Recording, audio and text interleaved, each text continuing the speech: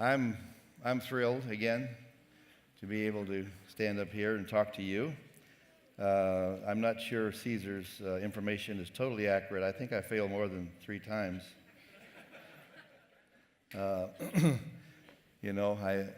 Maybe they were, I failed when I started out because the company went bankrupt. I don't know how you can imagine how that feels, but if you just read in the paper tomorrow morning that NeoLife has gone bankrupt and going out of business, then you can kind of imagine how you would go talk to your downline and encourage them to go with you to the next company. Okay, that I did that twice. But there's been other failures, I've got to set my timer here because Kendra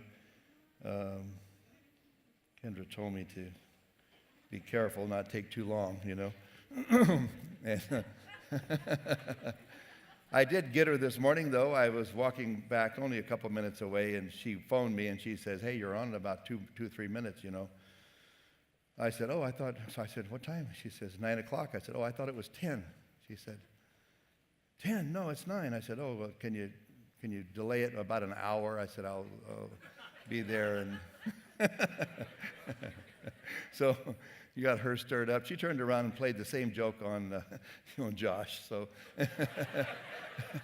we got to stop joking around and start selling more product. Okay, I don't know how much you can sell just by joking. Anyway, I've really enjoyed the convention, all the speakers, and if you look at and listen to the speakers and their examples, well, the same key things keep being repeated over and over and over. Set a goal, have a why, and then learn what you're doing. Learn more about it. Go to training. Practice, like learning anything, and then start sharing it. Use the product, share it with your people, and then teach them what you know.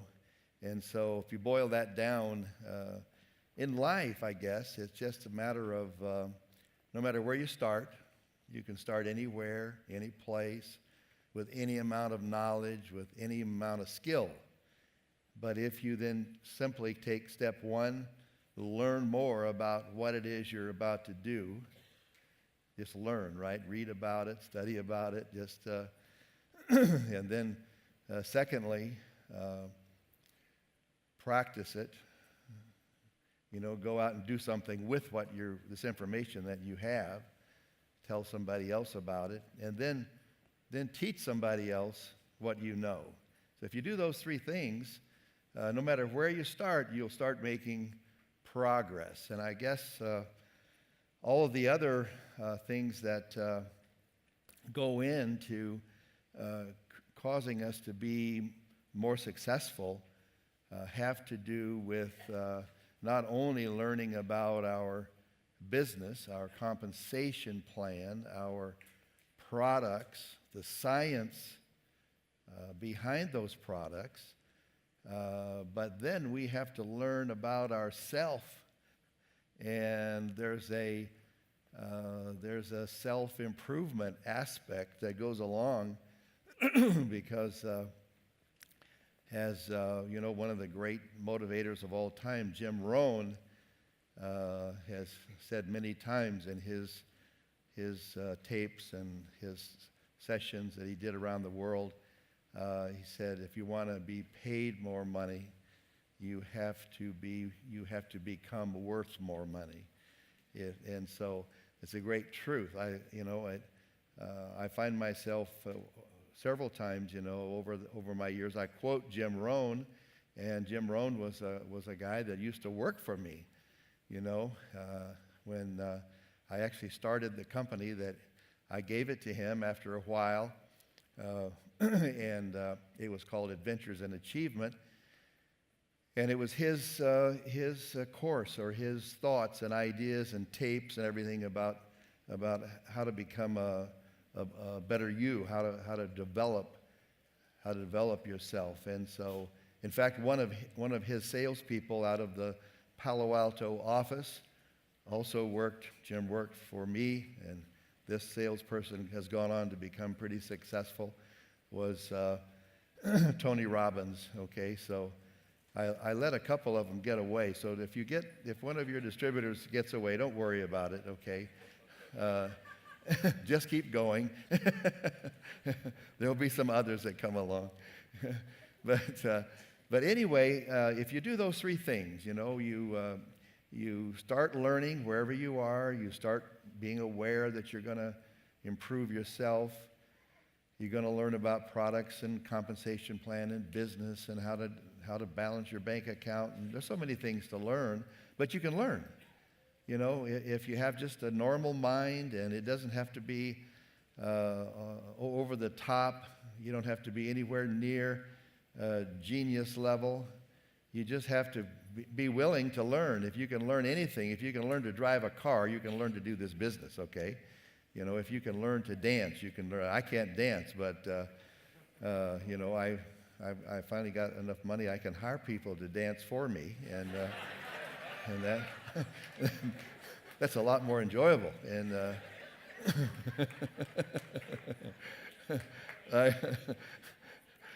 we have to have a little fun along the way, right? We can't just be all serious all the time. But anyway, I think that you hook that up, with your own personal reason for doing something, which I think of as, and we talk about, it's in our literature as your why. There have been books written about it. You have to have this why, because otherwise there's no reason to get up and go. And so with that, if you get something that motivates you, some people say he or she, they're lazy. Well, I haven't really met too many lazy people. I've seen lazy people, what I thought were lazy, become very motivated and full of energy when they find their why, when they find a reason to do something. I remember in the poly class, kidnapping and murder in Northern California, and the parents were very quiet people living. The mother was just a normal housewife.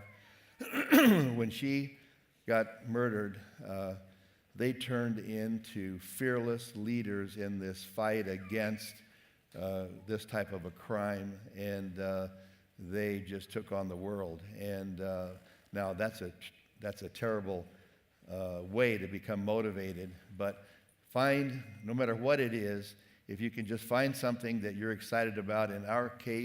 In my case, I started out being excited about two things. My health improved, so when I saw supplements that I could sell and make money, I then coupled that with my need for more income, which I didn't have any money to speak of. I think I've told many times, my brother Bob saw the business the same night I saw. We were together. I was 19. He was 16 years old. So we watched, and I joined up really quick. And then, in fact, I remember what caused me to join up. I started giving the person some reasons why this won't happen and whatnot. And he says, we're going to do this with or without you. And I thought, wow, they're going to do it without me, huh? Well, that for some reason, that pushed me into signing the paper. Even though I had no money, I had to turn around and then borrow money from Bob, $50. Now, keep in mind, Bob was making 70 cents an hour working in a TV repair shop. This will make us sound ancient, which we are, okay? You know how you work in a TV repair shop? These were tube TVs. You take a tube out, there's a tube tester, you plug it in. If it works, you put it back. And you keep doing that until you find the one that doesn't work, and you repaired the TV. okay? Now you just throw away the TV and get another one, okay? And because you can't fix it. But anyway, 70 cents an hour took Bob a long time to have saved $50 for me and $50 for himself, equivalent, by the way, to about over $400 today, or about a manager level. So anyway, that's how we started, and then from there on, it was trying to learn, having meetings where no one shows up, getting discouraged. I recently gave a Skype session or talk to the group out of the Johnson Blaine group and Clark group and all that out of the Northwest area. And, I was sharing some of my thoughts, and one of the questions was, what's the worst time you ever had in the business? And I hear that question come up here, and I remember I said, well, I had a lot of worst times when I was a distributor, and I still have them once in a while. But the thing that really emotionally, many times we don't remember what someone says or exactly what happened, but we always remember how we felt. And I guess one of the strongest emotions I felt was being seized, I would say, by fear. In my little house with my first wife, Joanne, we were in San Luis Obispo, California. I had been working at a furniture store, and I had quit my job to go full-time. And I found that when I went full-time, I didn't have the same source of people to talk to that I had when I had my job. So I always encourage people not to go full-time prematurely. But because of that, I had kind of ground to a halt, and I just remember my 1955 Pontiac was out there with a flat tire. I was afraid to go out of the house. Joanne was working part-time at J.C. Penney's for very small money, and I was just seized by fear. Okay. I felt I didn't want to go out of the house. I felt so low that I thought if I talk to anybody, it just will not work, okay? That's how I felt. Well, I remember this book that I read. Of course, I read the Bible. That helped. I read a book, Think and Grow Rich. I read it multiple times. I started putting some good thoughts into my mind, into my brain. I had bought at one of the meetings I had been to in the past. There was the old '78 record. You seen those? Yeah, Earl Nightingale. Yeah, Earl Nightingale. And I remember him saying, the creator of the universe did not build a stairway leading nowhere. I still remember that in my mind. I listened to it so many times, but what it did, these things I was reading and listening to, they were crowding out my own negative thoughts. When we say, in fact, Earl Nightingale said in that, he said, as a man thinketh, so is he. In other words, if you translate it, that was coming out of the Bible, by the way. And so he said that. I can't remember where that's located, but you probably know and you can find it. But anyway, that says that we become what we think about in simplified terms. And if we're thinking about we might fail, or we're thinking about negative thoughts that we can't do something. And if we let any of these things in, or if we listen to people that give us negative input, and it's always the ones closest to us, the ones that we love and care about, that affect us. Because people out there, we don't care what they think. But we do care about the people close to us. That's why we worry about our children at school, the peer pressure that gets to them to do something. They worry about what the other kids think about them. But I've sat there in my house and all this information coming in, and somehow I finally had enough input coming in, okay? I didn't have to worry about negative TV because I didn't have one, okay? And so all of a sudden, I started to have better thoughts. And those thoughts caused me to finally, just one day, boom, after about 4 or 5 days of this, where I wanted just to curl up in a fetal position, I found myself getting up, getting out, getting my tire fixed, and going out and becoming active. Okay. Now, I don't know how many of you can relate to that, because I always thought maybe that's I'm the only one that had it that bad. Okay, but I can tell you that from that experience, I learned that you can change, we can change. I learned that it is really true that what we think about determines what we're going to look like in the future. In fact, the Apostle Paul wrote about that very thing, guarding your thoughts, okay? That do not let thoughts come into your mind. Because, if we don't direct and control the input that comes into our mind, then it's coming from someplace else, okay?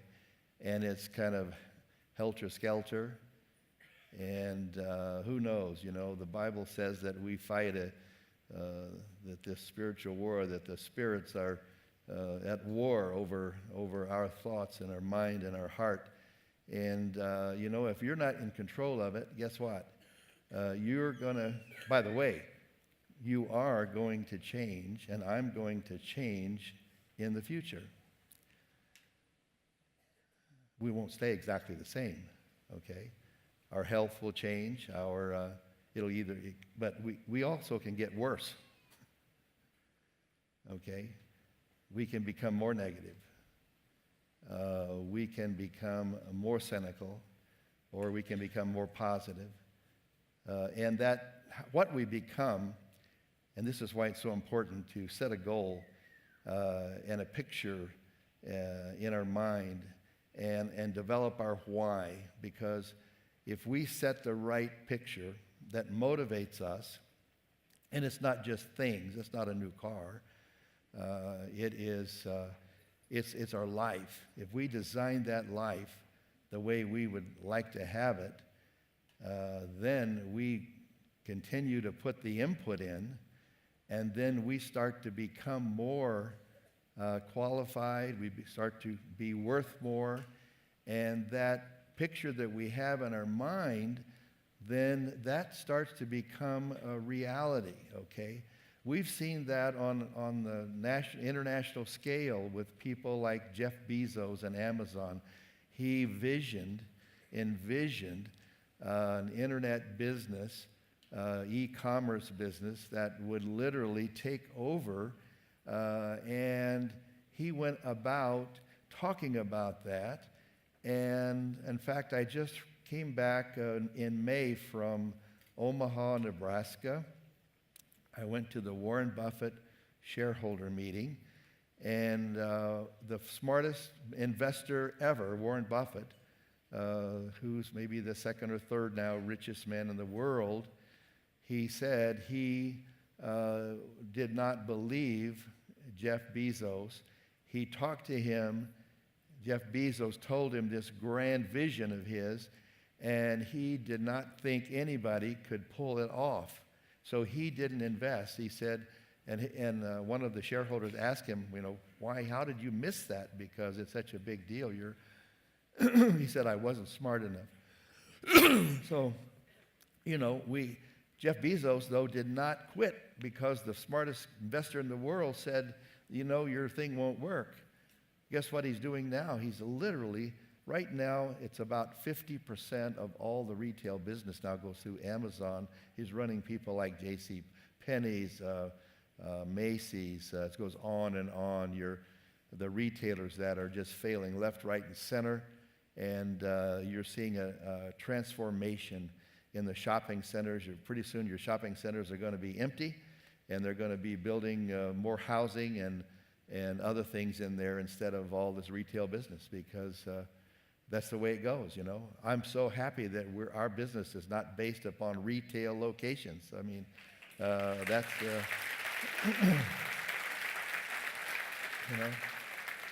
you look at Tesla and Elon Musk, and look what's happening there. He said he's going to build electric cars and whatnot, and he starts out, and he happened to have some money, but he didn't have enough to do what he's doing.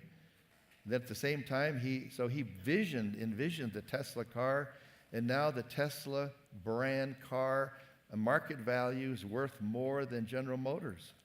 Okay, so, but he's building it out. We see so many of these things. Look what happened with our president, Donald Trump. Everybody thought 1% thought he would make it, thought it was a joke and everything else. He envisioned himself as president, and whether you like him or not, he pulled off what seems to be a miracle. He is the president, okay? He is the president. And and in fact, I found myself I didn't like either choice. So I have to say that I've never liked his public image, and I didn't like what I saw with Hillary. So I mean, I was just if I did vote, I was going to vote for whoever I disliked the least. Not. But back to what happens. The reason we put that picture out there is that then all of our decision making starts to fall in line with that goal. You will the goal and the objective and the why. Okay, the type of person you want to be, the way you want to look, the type of family you want to have, the type of business you want to build.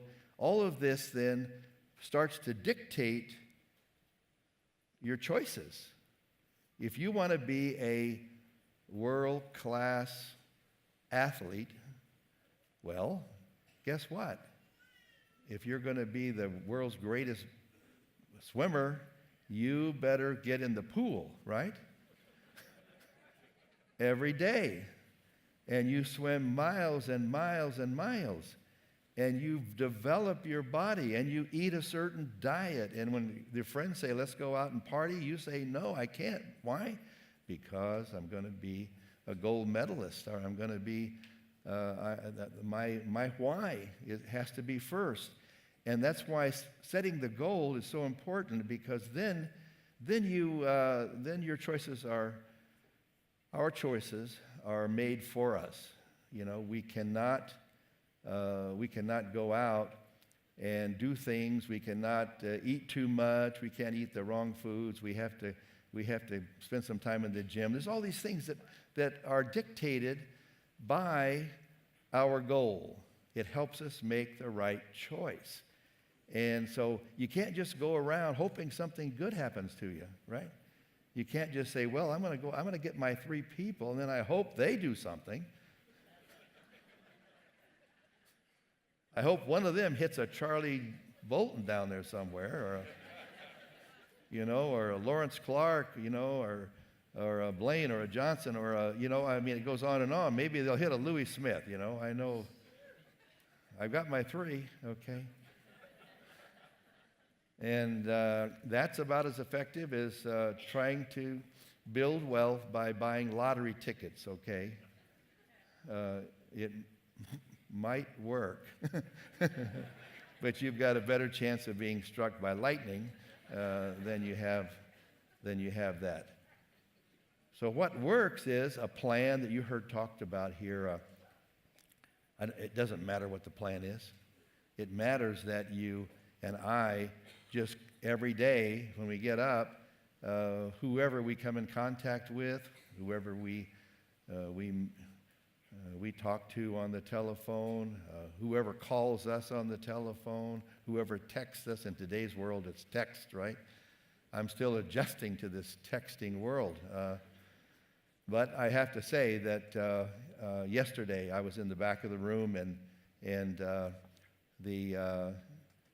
in fact, I'll share it with you here.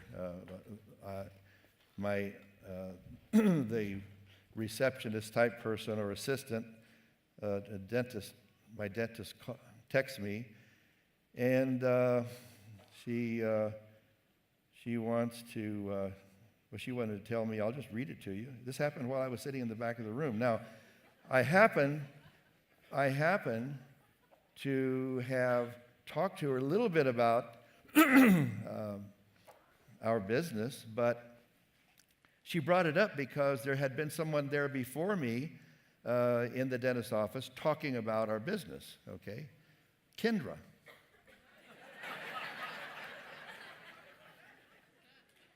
There was no way that I could sign this person right up under me, okay? I could have, I guess. But anyway, here's what she says. Her name is Laura. And so she says, when are you coming to the office for your cleaning appointment? Have you ever got one of these? Okay. She says, you are due for this. Okay. I said, how? No, I'm going to leave here. See, I'm retired, so I just came out of a world team conference in Hawaii, and then I came home for a couple of days. Now I'm here for this event, this wonderful event, and then I'm home for one day, and then I go to South Africa. So in my retirement, I don't have a lot of space to work in this thing. So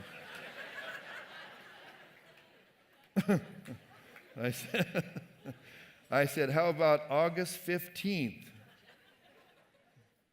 You know? And she says, I'll check the schedule. Monday, she says, I'm off today. Okay? She says, what are you doing? Yes. I said, in Las Vegas at NeoLife's annual convention, back home Sunday. She sent me a happy face. I've never sent anybody a happy face in my whole...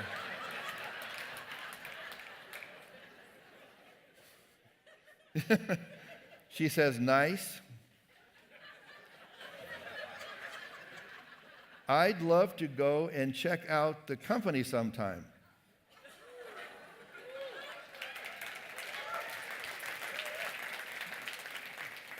I said, okay, I'll arrange. You know, I'm trying to listen to the speeches as I'm doing this. So my answers are pretty short, okay? And then she says, I don't want to impose, but I am interested. Now, I said, now I know she in the office, there's this doctor, Rifkin, Dr. Lawrence Rifkin. He's a cocky little guy. He works out. He's running around, and he wears these really tight black shirts, you know, that they're just skin tight. And anytime he sees anybody, he just flexes before he says anything, right? Can you picture this? Okay. He wears a toupee. I'm going to describe this. Now, he says, anyway, I said to her, so I knew that she had some health interest, and she's talked to me before when I've been in there about working out and this and that, and sometimes she's off the track and on the track over the years, right? 2 or 3 years. She says, I'm feeling like, I said, with your knowledge of health and fitness, you would be very successful. This is all on texting, and so she says, her things are getting longer and mine are getting shorter. I feel like I need to check out my options for my future. I do love and have a passion for health and fitness, and I'm considering furthering my education on physical fitness and supplements. I'm still brainstorming, but I would love to definitely know more about your company for sure. And she goes on, I want to be my own protege so I can sell myself. And that's me right there. Okay, that's Kendra. Kendra, are you calling me? My 30 minutes up? Yeah, she says, yeah, she says, I want to know more about your company. She says, and have the trust of others seeing my results. I think I would do well too also. I just need the education all the way around. Okay, now, that was,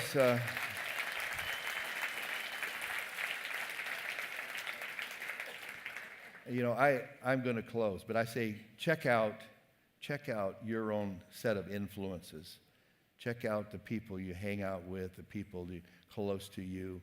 If you have a spouse or husband or a close or child or somebody that mother, father that's negative influence, even if you can't change a husband all that easy, or the wife, I've tried it and it's very expensive. Okay. And so, but you know what? You can ask the people close to you, if you're not going to help me, you're not going to encourage me, please just don't discourage me, right? You can do that. That's common sense. And you'll notice that if you stay positive long enough and start acting positive and telling people where you're going and all that the ones who want to be negative all the time just start to peel away, and they just don't call you as often. They might still consider you a friend, but things will get better. I want to say thank you so much for today and for yesterday and for for being here, I meant to say, and for all that you do throughout the year, throughout the many years, some of you. And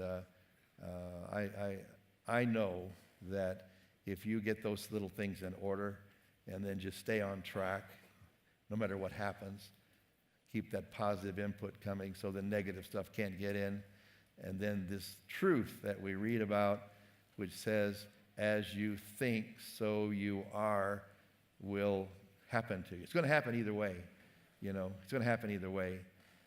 If you stay with the negative influence, it's going to take you the other direction. Thank you. Enjoy the rest of the convention. God bless.